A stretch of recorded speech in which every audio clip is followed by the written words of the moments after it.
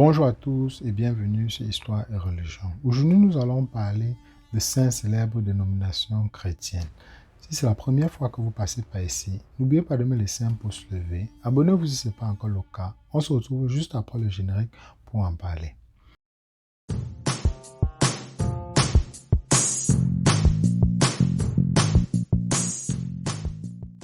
Le premier sur notre liste sont les témoins de Jéhovah. Les témoins de Jéhovah sont une religion chrétienne restauratrice et millénaire. Ils considèrent la Bible comme l'autorité ultime pour leurs enseignements et leurs pratiques. Cette dénomination est issue du mouvement des étudiants de la Bible, fondé en 1872 par Charles Taze Russell, avec la création de la Watchtower Society. Il a subi d'importantes modifications structurelles entre 1917 et les années 40, avec une organisation de son autorité centralisée et ses techniques de prédication soumises à une réglementation plus stricte. Ils sont bien connus pour leur prédication de porte à porte et pour leur refus du service militaire et des transfusions sanguines, même dans des situations mettant leur vie en danger. La position d'objection de conscience au service militaire de la religion l'a amené à affronter des gouvernements qui recrutent des citoyens pour le service militaire et les activités des témoins de Jéhovah ont par conséquent été interdites dans certains pays. Les témoins de Jéhovah ont eu un impact majeur sur le droit constitutionnel américain concernant les libertés civiles et l'objection de conscience au service militaire. Ils s'efforcent de rester détachés de la société laïque, considérée comme un lieu de contamination morale et sous le contrôle de Satan, le diable. Ils limitent leurs contacts sociaux avec les non-témoins. Depuis sa création, la Watchtower Society a enseigné que l'humanité a endure les derniers jours de l'ordre mondial actuel. Dans les années qui ont précédé 1914, 1925 et 1975, les publications de la société exprimaient de fortes attentes quant à la survenue d'Armageddon au cours de ces années, entraînant une augmentation du nombre de membres et des défections consécutives. La Watchtower a déclaré plus tard qu'elle regrettait les attentes qui avaient été soulevées concernant 1975 par les personnes ayant à voir avec la publication de l'information. Leur système de croyance s'écarte grandement de la théologie chrétienne traditionnelle, ce qui a poussé plusieurs grandes confessions chrétiennes à dénoncer le groupe comme un culte ou une secte. Des études sur la religion l'ont décrite comme autoritaire, affirmant qu'elle exige une désobéissance inconditionnelle de la part des adeptes, avec pour conséquence l'expulsion et l'évitement face à ceux qui s'opposent à cette doctrine. Le prochain sur notre liste est l'Église adventiste du 7e jour. Les adventistes du 7e jour ont accepté les règles alimentaires de l'Ancien Testament à partir desquels leurs accents actuels sur la santé s'est développé. L'accent mis par l'Église sur une vie saine et la médecine préventive a été renforcée par la fondation en 1908 des chaînes d'institutions médicales exceptionnelles. L'Église est devenue une pionnière des missions médicales, établissant des centaines d'hôpitaux, de centres médicaux, de cliniques et de sanatoriums à travers les États-Unis et dans le monde. Les adventistes du 7e jour partagent de nombreuses croyances fondamentales du christianisme protestant, notamment l'acceptation de l'autorité de la Bible, la reconnaissance de l'existence du péché humain et de la nécessité du salut, et de la croyance en l'œuvre expiatoire du Christ. Ils sont officiellement trinitaires, croyant aux 3 personnes coéternelles de la divinité. Mais à plusieurs reprises, ils ont sérieusement débattu de cette doctrine, et certains groupes adventistes l'ont rejeté. L'adventisme du 7e jour est apparu à une époque où de nombreux protestants étaient divisés en camps calvinistes et arminiens. Le premier mettant l'accent sur la prédestination et la souveraineté de Dieu, le second sur le choix humain et l'élection de Dieu.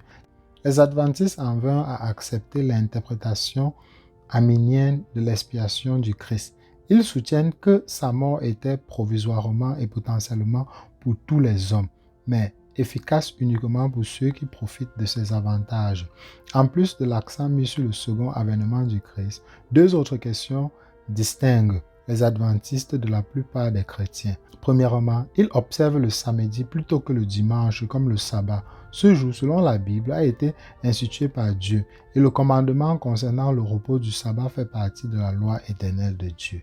Deuxièmement, ils évitent également de manger de la viande et de prendre des stupéfiants et des stimulants qu'ils considèrent comme nocifs. Bien qu'ils fassent appel à la Bible pour la justification de ces pratiques alimentaires, ils soutiennent que celles-ci sont principalement basées sur la large considération théologique selon laquelle le corps est le temple du Saint-Esprit et doit être protégé. Les adventistes insistent sur la dîme et ont donc un don annuel élevé par habitant qui leur permet de poursuivre des programmes missionnaires et d'aide sociale dans le monde entier.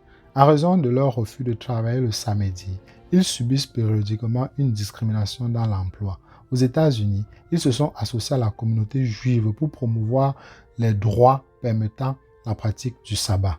Le troisième sur notre liste est l'Église pentecôtiste. C'est un mouvement religieux charismatique qui a donné naissance à un certain nombre d'églises protestantes aux États-Unis au XXe siècle et qui est unique dans sa conviction que tous les chrétiens devraient rechercher une expérience religieuse post-convention appelée baptême du Saint-Esprit, rappelant la descente du Saint-Esprit sur les premiers chrétiens à Jérusalem le jour de la Pentecôte. Voir Actes des Apôtres, chapitre 2 au chapitre 4.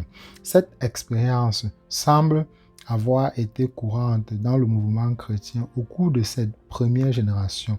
On pense que le baptême du Saint-Esprit est accompagné d'un signe, généralement le don des langues. Se parler en langue se présente sous la forme de discours dans une langue inconnue ou un discours dans une langue connue des autres mais pas du locuteur. Le parler en langue est considéré comme l'un des dons de l'Esprit décrit par l'apôtre Paul dans 1 Corinthiens chapitre 12. Et les pentecôtistes croient que les personnes baptisées par le Saint-Esprit peuvent recevoir d'autres dons surnaturels qui auraient existé dans l'Église primitive, tels que la capacité de prophétiser, guérir, interpréter le parler en langue, recevoir des rêves, des visions et des paroles de sagesse, faire des miracles et des exorcismes, et même de ressusciter des gens d'entre les morts. La guérison par la foi est une partie importante de la tradition pentecôtiste qui reflète les modèles de foi et de pratiques caractéristiques des églises baptistes et méthodistes de la sainteté. Les dénominations protestantes dont sont issues la plupart de la première génération de pentecôtistes, comme eux, les pentecôtistes mettent l'accent sur la conversion, la rigueur morale et une interprétation littérale de la Bible. Cependant, les pentecôtistes n'ont jamais formé une seule organisation. Au lieu de cela, des congrégations individuelles se sont réunies pour fonder les différentes dénominations qui constituent le mouvement aujourd'hui. Le quatrième sur notre liste est l'Église presbytérienne. Le presbytérianisme fait référence à un certain nombre d'églises chrétiennes différentes qui adhèrent à la tradition théologique calviniste du protestantisme. La théologie presbytérienne met généralement l'accent sur la souveraineté de Dieu, l'autorité de la Bible et la nécessité de la grâce par la foi en Jésus-Christ. Le presbytérisme a évolué en Écosse principalement avant l'acte d'union en 1707. La plupart des quelques presbytères trouvés en Angleterre peuvent retracer un certain type de connexion écossaise, bien que certains adhérents adhèrent à la théologie de Calvin et de ses successeurs. Il existe un large éventail de points de vue théologiques au sein du presbytérisme contemporain. Le presbytérianisme moderne fait remonter ses racines institutionnelles à la réforme écossaise. Les congrégations locales sont gouvernées par des sessions composées de prétendants de la congrégation, une approche conciliaire que l'on retrouve à d'autres niveaux de prise de décision, comme la presbytère, synode et assemblée générale. Théoriquement, il n'y a pas d'évêque dans l'Église presbytérienne. Cependant, certains groupes en Europe de l'Est et dans des groupes œcuméniques ont des évêques pour leur congrégation. La fonction d'ancien est également une marque distinctive du presbytérianisme. Ce sont des non-clergés spécialement mandatés qui participent à la pastorale locale et à la prise de décision à tous les niveaux. Les racines du presbytérianisme se trouvent dans la réforme européenne au XVIe siècle. L'exemple de la Genève de Jean Calvin, en particulier, étant très influent. La plupart des églises réformées qui retracent leur histoire en Écosse sont soit presbytériennes, soit congrégationalistes au sein du gouvernement. Au XXe siècle, les presbytériens ont joué un rôle important dans le mouvement œcuménique, y compris le Conseil œcuménique des Églises. De nombreuses dénominations presbytériennes ont trouvé différentes manières de travailler avec d'autres dénominations, réformes et des chrétiens, en particulier au sein de l'Alliance mondiale des Églises réformées. Certaines églises presbytériennes ont également conclu des unions avec d'autres églises, telles que les congrégationalistes, les luthériens, les anglicans et les méthodistes. Le cinquième et dernier sur notre liste sont les Mormons. La religion mormone a été fondée par Joseph Smith, qui prétendait avoir reçu une vision angélique lui indiquant l'emplacement des plaques d'or contenant la révélation de Dieu.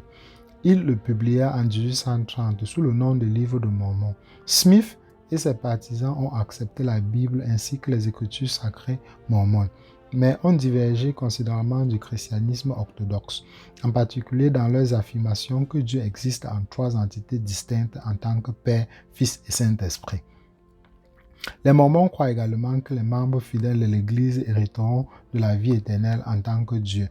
D'autres doctrines uniques incluent la croyance en des âmes préexistantes rétroactives. L'Église est devenue célèbre pour sa pratique de la polygamie, bien qu'elle n'ait été officiellement sanctionnée qu'entre 1852 et 1890. Smith et ses partisans ont émigré de Palmyra, New York, vers l'Ohio, le Missouri et enfin l'Illinois, où Smith a été tué par une foule en 1844. Au début du XXIe siècle, l'Église comptait près de 10 millions de membres dans le monde, gonflés chaque année par le travail missionnaire que les membres de l'Église, hommes et femmes, sont encouragés à accomplir.